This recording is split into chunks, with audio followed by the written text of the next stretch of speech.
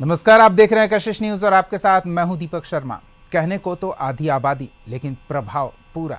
चाहे घर आंगन हो, हाट बाजार हो या राजनीति सरकार हो, आधी आबादी हर जगह मजबूत, मुखर और मुख्य धारा में अपनी जगह मजबूती से स्थापित करती आई है।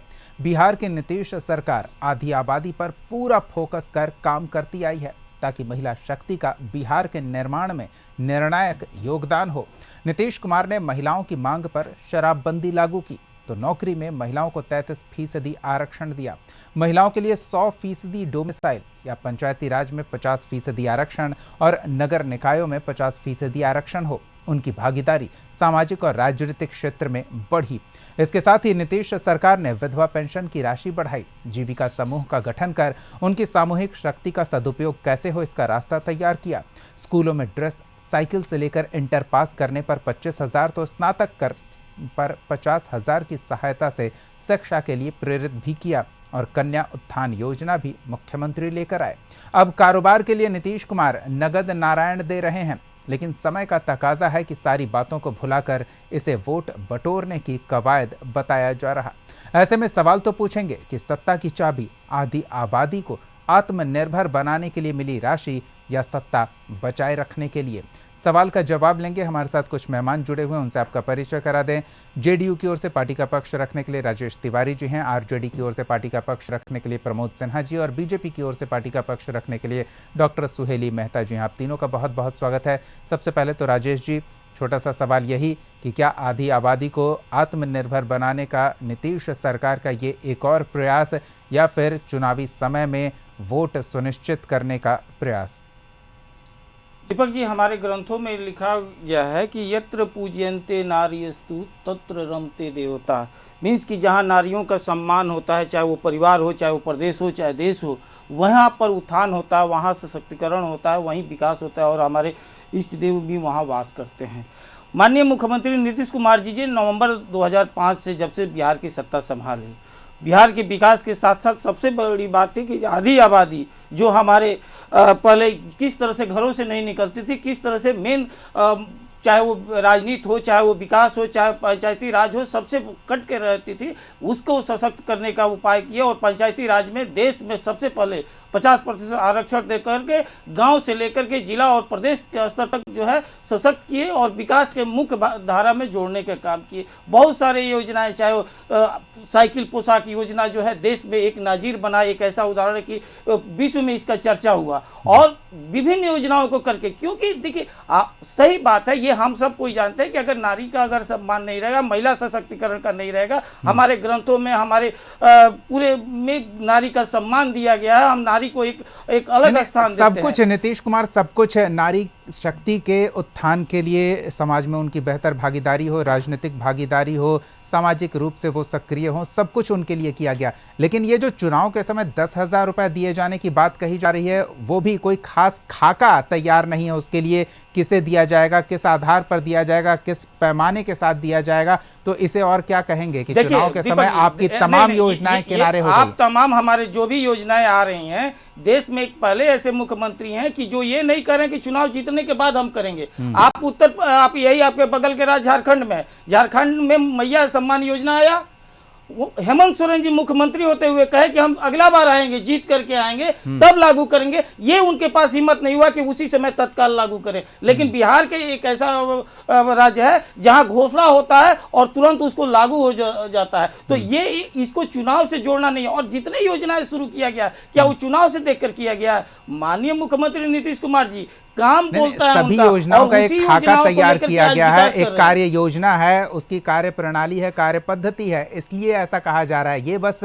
सिर्फ ये कह दिया गया 10,000 देंगे, जो भी आवेदन देगा उसे बिहार के हर महिला को ये मिलेगा, तो इसको लेकर ये सवाल उठ रहा है। प्रमोद जी क्या कहना चाहते हैं? हम प्रमोद जी से सुन लेते हैं, कैसे वो इस घोषणा को समझ पा रहे हैं, ये उनसे जान लेते हैं। प्रमोद जी, देखिए, बिहार एक ऐसा राज्य है जिसके मुखिया माननीय नीतीश कुमार जी के पास अपना जो है वो विजन नहीं है।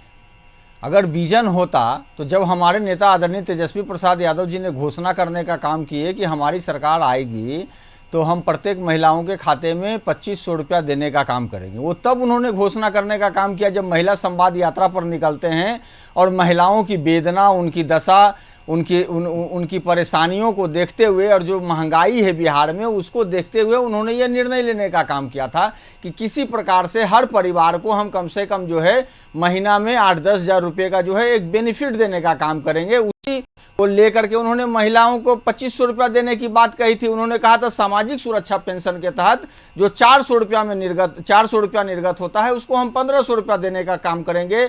सिलेंडर जो है 500 रुपया में करने का काम करेंगे।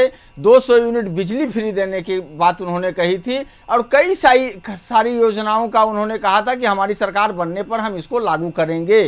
अब देखिए चुनाव का समय नजदीक है, आप देख रहे होंगे कि लगातार आज भी जो आपने सवाल उठाने का काम किया 10 दिन 15 दिन 20 दिन पहले भी कई योजनाओं को जो है माननीय मुख्यमंत्री नीतीश कुमार जी जो सामाजिक सुरक्षा पेंशन है उसको उन्होंने 1100 करने का काम किया, 125 यूनिट बिजली फ्री देने का काम उन्होंने किया। तो ये इसलिए किया क्योंकि विपक्ष का दबाव इतना ज़्यादा उन पर था, क्योंकि विपक्ष ने यह घोषणा करने का काम किया, हमारे नेता ने घोषणा करने का काम किया और हमारे नेता जो कहते हैं वो करते हैं और बिहार की जनता इस बात को जानती है। क्योंकि जब 2020 के बिहार विधानसभा चुनाव में जब हमारे नेता ने घोषणा करने का काम किया था आएंगे तो हम 10 लाख सरकारी नौकरी देने का काम किए, जब वो आए 17 माह में तो 5 लाख सरकारी नौकरी देने का काम किए। ये 10,000 को किस तरह से देख रहे हैं? बिल्कुल, तो ये मैं तो कह रहा हूं ना कि चुनावी मौसम है, चुनाव का समय है तो चुनावी जुमला की बारिश तो होगी ना। नहीं तो आप कर रहे थे तो ठीक है, तो ये गलत कैसे है? देखिए बात मतलब आप भी प्रलोभन नहीं, आपने प्रलोभन शब्द का उपयोग किया है, मैं उस पर जानना चाहता हूँ। आप दे रहे थे वो नैतिक है,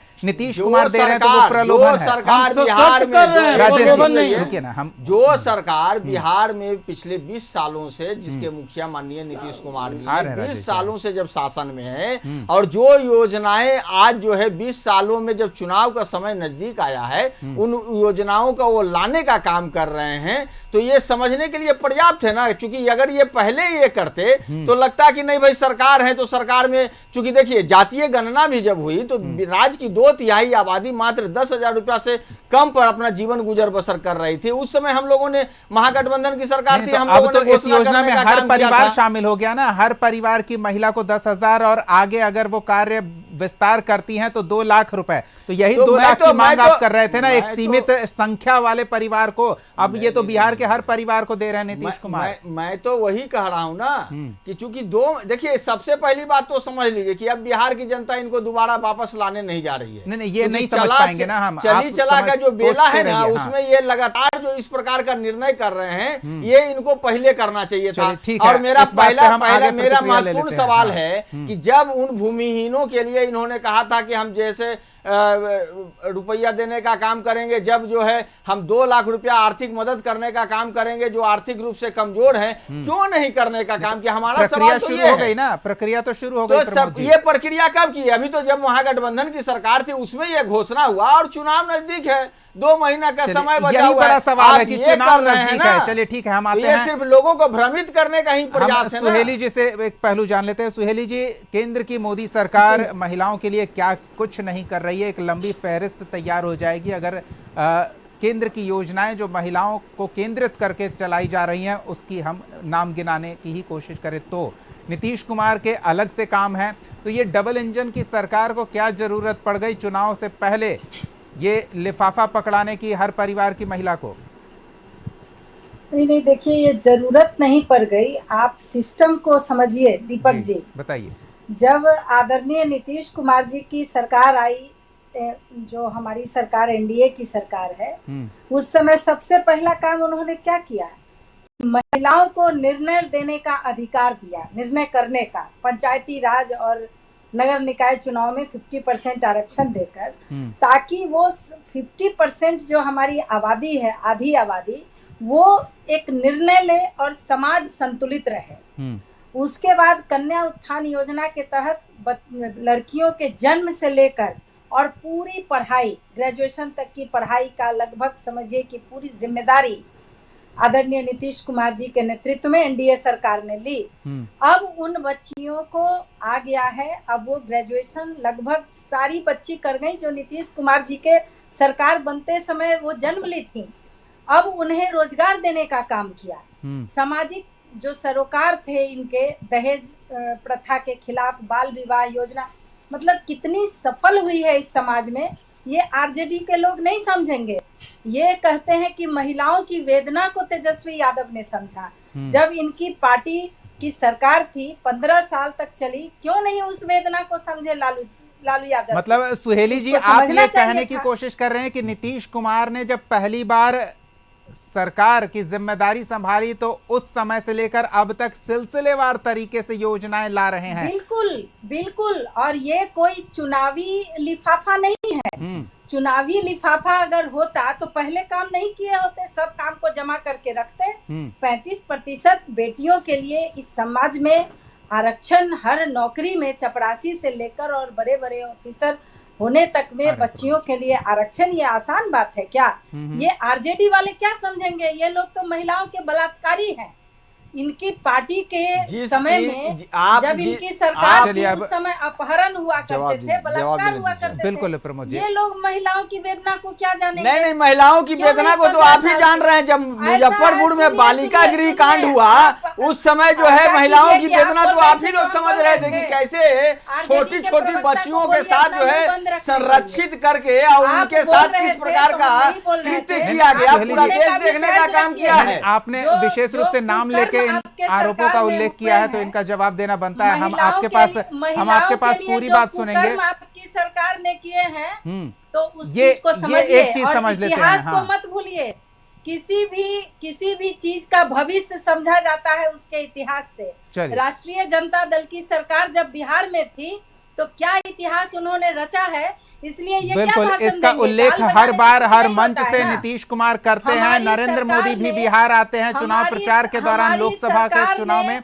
बिल्कुल सुहेली जी, हम आपके पास आते हैं। प्रमोद जी पर आरोप है, प्रमोद जी की पार्टी पर आरोप है, तो हम उसका जवाब ले लेते हैं। प्रमोद जी, सुहेली जी भी कह रही हैं कि पिछली बातों को याद किया जाए। नीतीश कुमार भी हर मंच से दोहराते हैं। प्रधानमंत्री नरेंद्र मोदी लोकसभा के चुनाव प्रचार के लिए आए थे तो वो भी हर मंच से ये बात दोहराते थे कि शाम ढलने के बाद घर से बाहर निकलना मुश्किल था, महिलाओं की इज्जत आबरू खतरे में हुआ करती थी, लोगों के जान पर आफत आ पड़ती थी। उन चीज़ों को फिर से दोहराया जा रहा है और ये एक आरोप लगाया जा रहा है कि महिलाओं को, विशेष रूप से महिलाओं के लिए आरजेडी और उनके गठबंधन के सहयोगी कोई चिंता नहीं करते।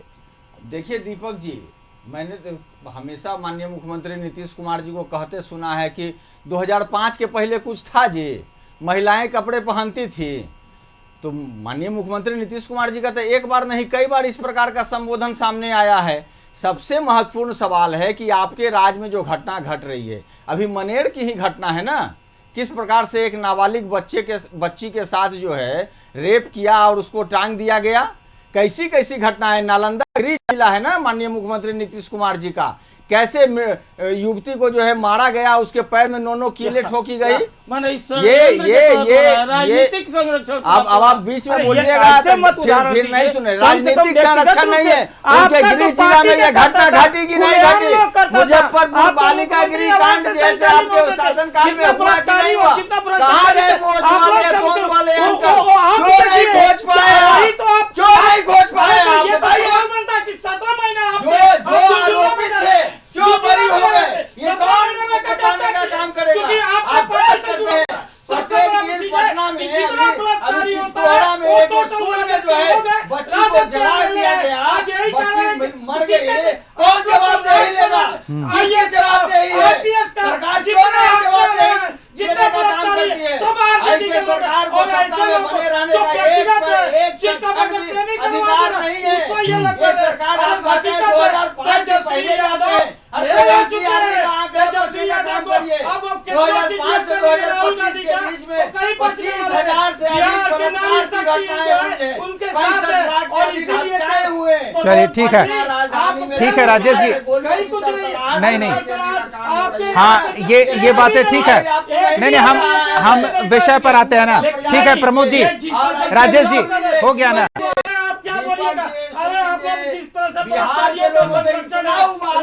नहीं इतने महत्वपूर्ण मुद्दे पर आप समय जाया कर रहे हैं राजेश जी। ठीक है प्रमोद जी,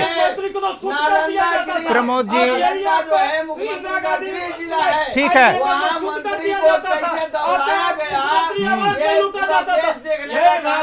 चलिए ठीक है,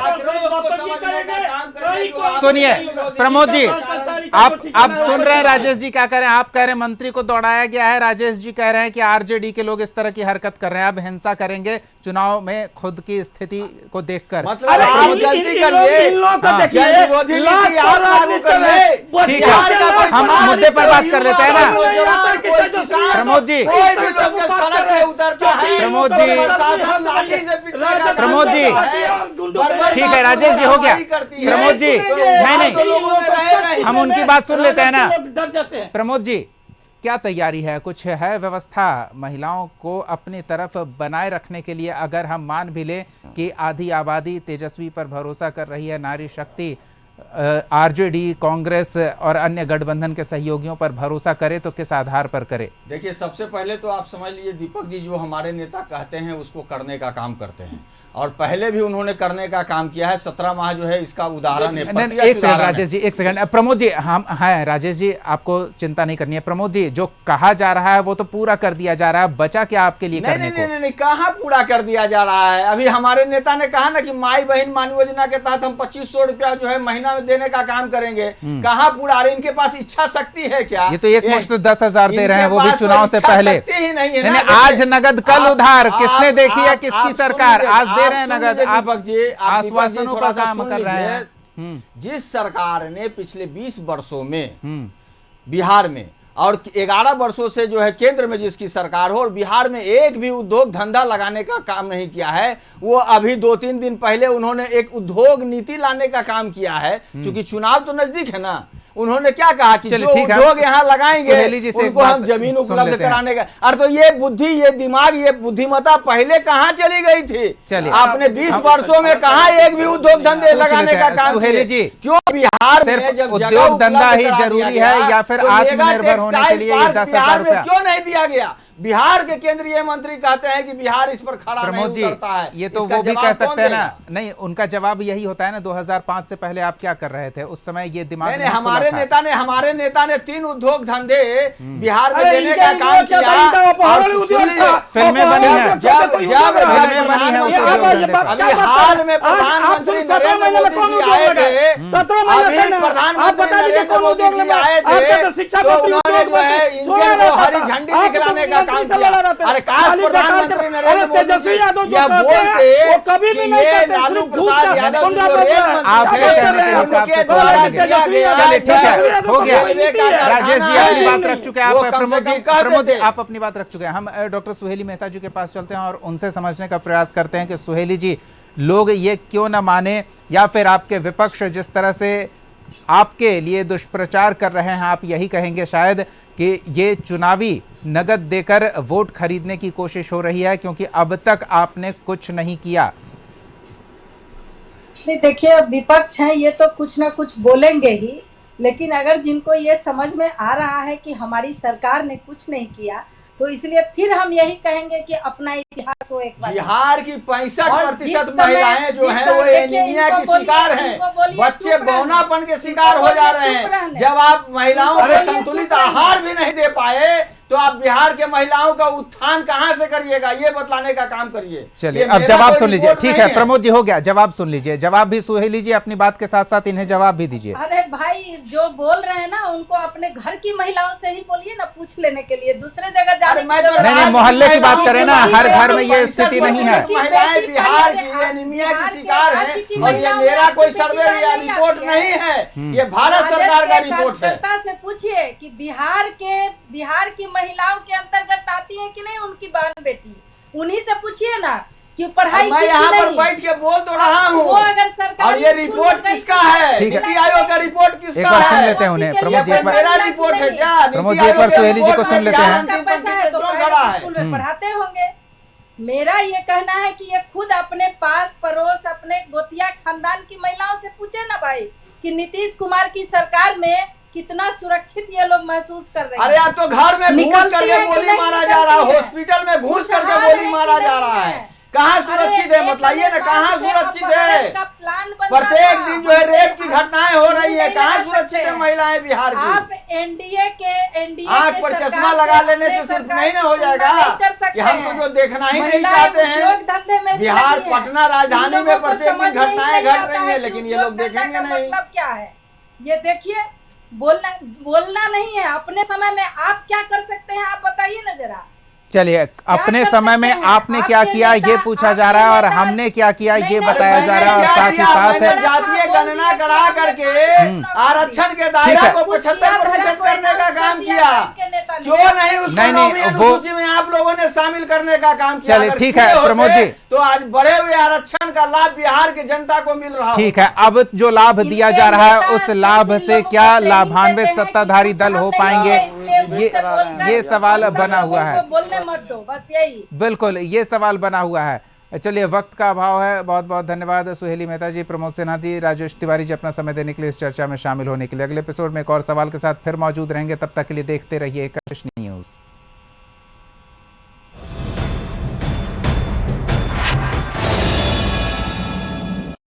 शिलाजीत के बारे में